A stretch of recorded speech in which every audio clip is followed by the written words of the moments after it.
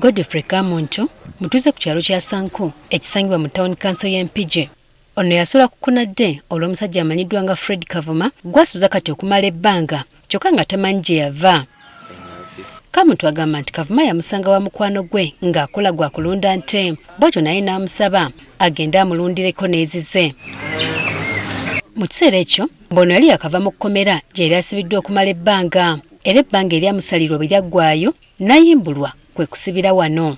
Yakola ekibonerezo kye ku prison ne kiggwa ne bamusiba era yateebwa, bwe yateebwa n'afuuka muntu wa bulijjo.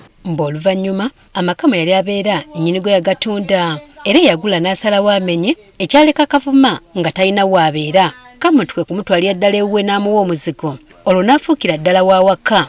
Ennyumba njirina siri kutekuliko basulako ate onkolera emirimu gyange olw'obulungi bwa mukwano nga bw'omanyi omutima omuzadde. Mwana wange n'embeera naye yamubuuzanga ebimukwatako naye ng'amatama ntengo okutuusa lwe yatwala ensonga zino eri ab'akakiiko k'ekyalo. Yatugamba abeera Bulenga ku Mwenda ne tussaamu amafuta mu mmotoka.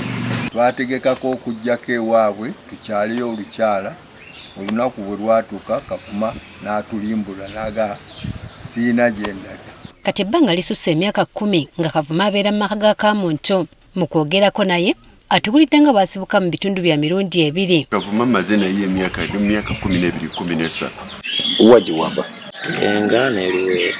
Atutegeeza nga bwe yeekyawa olwa famire ye okumuyisa obubi okuviira ddala obuto. Gamba kali weekyawa n'ova muki mu sitiimu eyo n'osalawo ekintu n'okyesonyiwa n'okola ebibyo. Saagala bamanya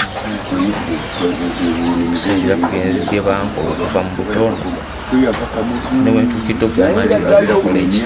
Bw'avudde awo nti ate abantu be bonna baafa ne baggwaawo. Bonna baafa tetuwadde omu.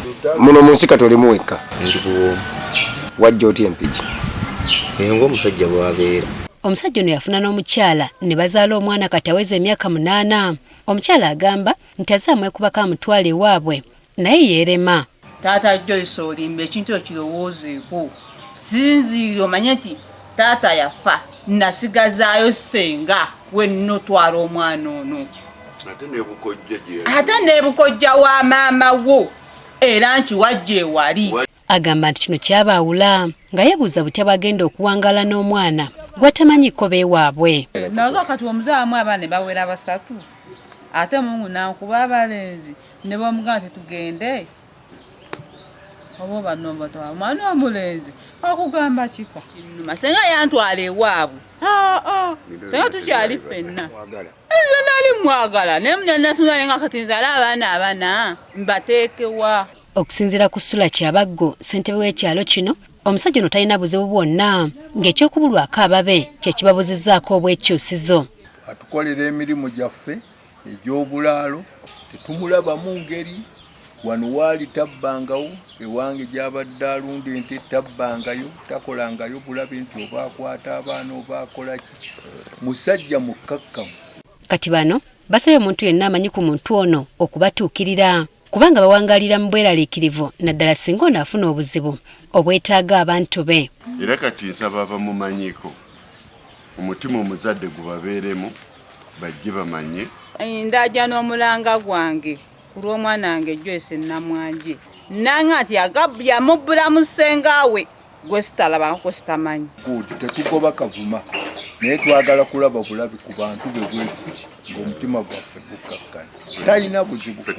Newankubadde Kavuma talina bulabe bwonna eri kitundu mwawangaalira mu kiseera kino, obutamanya beewaabwe kitadde abamusuza ku bunkenke nga beesunga nti singa babaawo avaayo olwo nno emitima ginaabakka. Kati awo kaasitusa awo awese.